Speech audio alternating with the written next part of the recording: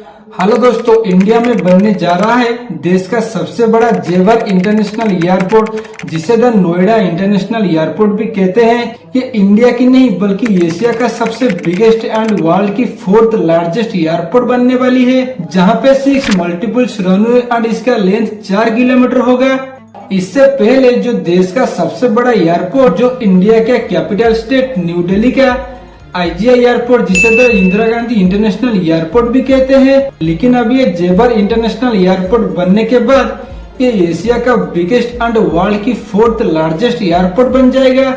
लेकिन ये एयरपोर्ट किसी मेट्रो सिटी में नहीं बल्कि उत्तर प्रदेश स्टेट का गौतम बुद्ध नगर डिस्ट्रिक्ट के जेवर टाउन सिटी में हो रही है। 25 नवंबर 2021 के दिन खुद देश का प्रधानमंत्री नरेंद्र मोदी एंड उत्तर प्रदेश का CM योगी आदित्यनाथ मिलकर भूमि पूजन किए। एयरपोर्ट का बजट जानते हो?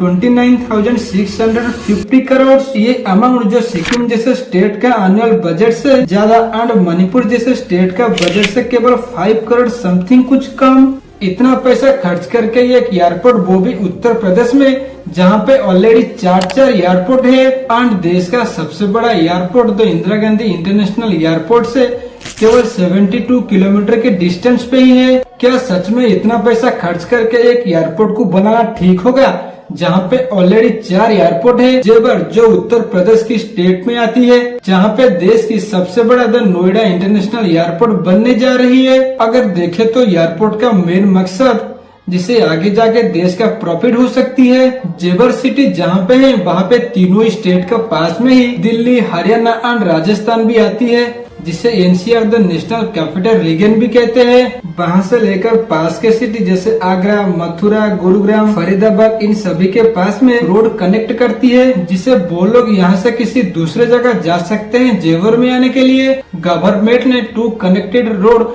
एक तो यमुना एक्सप्रेस जिसका लेंथ होगा 165.5 किलोमीटर, जो ग्रेटर नोएडा टू आगरा के साथ कनेक्ट करती है। इसमें टोटल व्हीकल कैपेसिटी 32,400 ही है, जिसमें वेराइटी ऑफ व्हीकल्स टाइप है, जैसे बाइक, कार, ट्रक, ये सब आती है। अगर ये डाटा देखा जाए तो एवरेज 1 डे में टोटल 35,000 व्हीकल्स चलती है, यानी कि थोड़ा ट्रैफिक का प्रॉब्लम हो सकती है, क्योंकि जितना गाड़ी चल रही है उससे थोड़ा कम रोड का कैपेसिटी गाड़ियों का। एंड दूसरा जेवर एक्सप्रेस जो बनने जा रही है, एंड दूसरा प्रॉफिट है जॉब्स को लेकर। जब भी कहीं पर एयरपोर्ट बनती है वहाँ पर एक चीज सबसे कॉमन होती है, वो है स्पेस। इसलिए जेवर ही सबसे बेस्ट लोकेशन है जहाँ पे स्पेस के साथ तीनों ही स्टेट का कनेक्शन है, जहाँ पे बाहर से टूरिज्म आ सकते हैं। उत्तर प्रदेश जहाँ पे आगरा का ताजमहल, वाराणसी, वृंदावन, मथुरा, राम मंदिर, इतने सारे प्लेस है जहाँ से टूरिज्म आने के साथ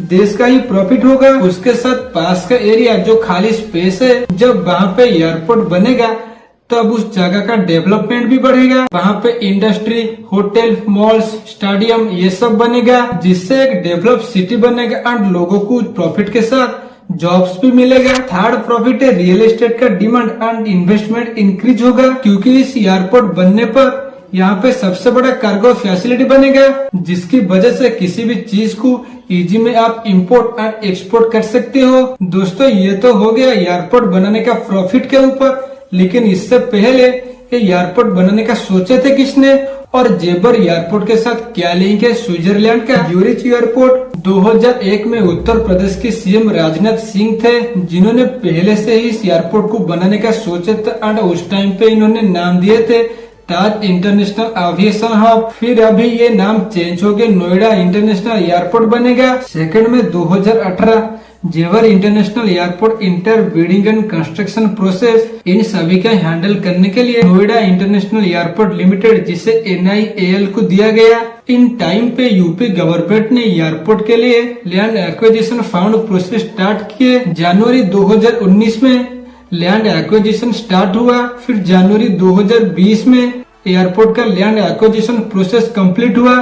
फरवरी 2021 में एयरपोर्ट अथॉरिटी ऑफ इंडिया ने अप्रूव किए जेवर इंटरनेशनल एयरपोर्ट मास्टर प्लान को। सितंबर 2021 गवर्नमेंट ऑफ इंडिया अप्रूव किए जेवर एयरपोर्ट मास्टर प्लान को। नवंबर 2021 पीएम नरेंद्र मोदी एंड उत्तर प्रदेश के सीएम योगी आदित्यनाथ मिलकर जेवर इंटरनेशनल एयरपोर्ट के कंस्ट्रक्शन फाउंडेशन रखे। जून 2022 टाटा प्रोजेक्ट लिमिटेड कंपनी ने कंस्ट्रक्शन कॉन्ट्रैक्ट में विन किए। नवंबर 2023 जेवर एयरपोर्ट पे सिलेक्ट किया गया इंडिगो एयरलाइन को।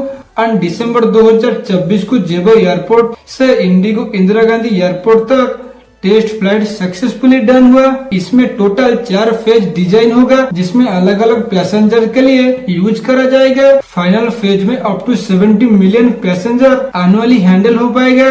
एंड फर्स्ट फेज जो अप्रैल 2025 की लास्ट तक ओपन हो सकती है, जिसका कैपेसिटी होगा 12 मिलियन पैसेंजर पर ईयर, जिसपे 1 रनवे एंड 1 टर्मिनल होगा। स्विट्जरलैंड की ज्यूरिच इंटरनेशनल एयरपोर्ट जेवर एयरपोर्ट का कंस्ट्रक्शन के लिए रिस्पॉन्सिबल है, जिसमें इंडिया की culture and hospitality with Swiss technology के साथ जुड़ा गया है। उनका एम है कि एक modern user friendly and digital airport बनाने का। अक्टूबर 2020 में एक एग्रीमेंट साइन हुआ, जिसमें जेवर इंटरनेशनल एयरपोर्ट को बनने का जिम्मेदारी ज्यूरिच इंटरनेशनल एयरपोर्ट को दिया गया। इसलिए जेवर एयरपोर्ट देश का सबसे अच्छा एयरपोर्ट बनने का जिम्मेदारी इन्हें ही दिया गया।